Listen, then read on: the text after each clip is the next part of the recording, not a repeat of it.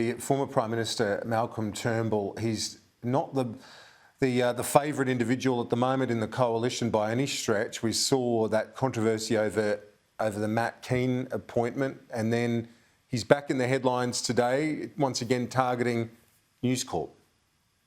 Yes, Malcolm Turnbull having yet another go at News Corp in a parliamentary committee into the media today, appearing to mirror earlier comments by Kevin Rudd to the same parliamentary committee.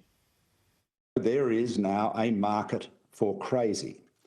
And if you doubt the significance of this, just reflect on the damage that Murdoch's publications and outlets, particularly in the United States, have done to democracy there.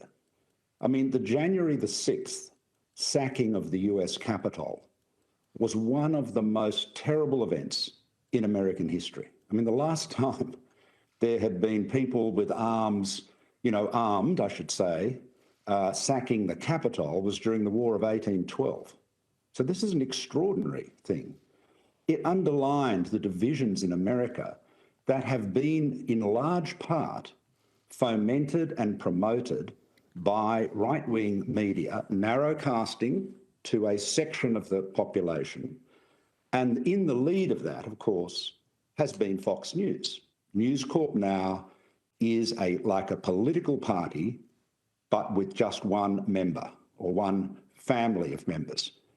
And that is an absolute threat to our democracy. And the Americans saw it on the 6th of January. We haven't had a January the 6th episode in Australia, thank heavens.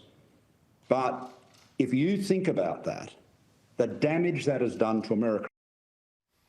Malcolm Turnbull, a believer in freedom of speech, if you agree with him 100% of the time.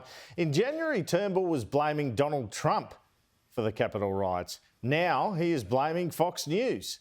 These are very incendiary comments. He's saying that Fox News hosts enabled the Capitol riots, and there's the first such riot since 1812. This really stands somewhat contradictory to the fact that after Fox News correctly tipped first that Arizona was heading to Biden on election night, Trump supporters were baying for Fox News reporters' blood. But a loud and very boisterous crowd. You'll start hearing them start up here. And they're actually chanting, Fox News sucks. Fox News sucks. The reason why they're chanting that is because Fox News called Arizona for Biden yesterday, and a lot of people are angry about that. We have not called Arizona. So these comments today by Malcolm Turnbull are eerily similar to comments Kevin Rudd made last month to the committee. But in terms of legitimising through their extraordinary platform the argument that the election was stolen, if we had half an hour, I'd show you one program after another on Fox News which advanced that 100% unadulterated lie. But that's what infuriated the mob. And that's why they then erected a gallows outside the Capitol building, and why they tried to lynch or sought to kill leading American politicians. So, applied to Australia, we would say could never happen here. And right now, you're absolutely right, it wouldn't happen now. But if we asked the question 10 years ago in the United States, could this have ever happened in the United States? The answers would have been equally dismissive. So Rudd saying such a riot could happen in 10 years here and it would be media inspired.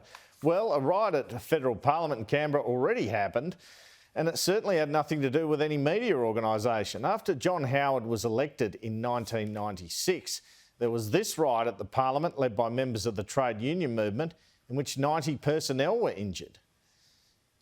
Turnbull also claimed, rather wildly, that Matt Keane, having sought to appoint him chair of the New South Wales Net Zero Emissions Board, a story we broke a couple of weeks ago, dropped him after pressure from News Corp.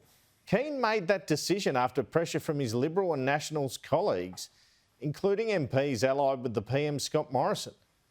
While Turnbull makes these accusations against News Corp and claims that it acts like a political party, as if it is some homogenous organisation, he has his own history of media meddling.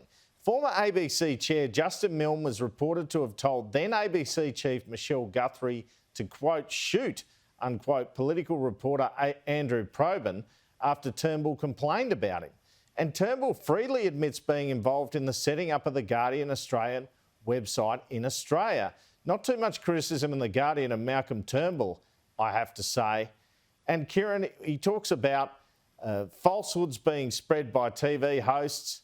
I just have to reflect on Godwin Gresh and recent comments by Malcolm Turnbull on the ABC, where he questioned how a woman who's accused Christian Porter of rape actually died.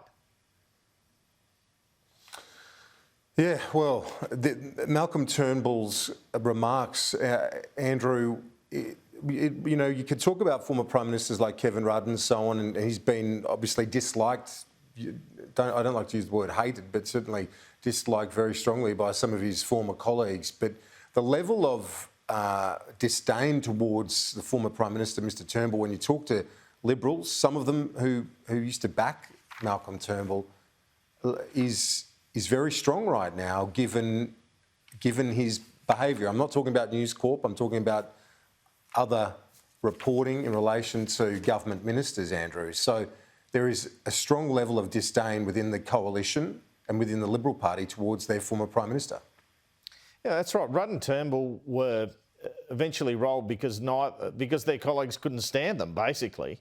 And yet they need someone to blame, it seems to me, so they go for the media, as politicians often do. In this case, it's News Corp. So shoot the messenger, in effect. I mean, News Corp doesn't get a vote in the party room.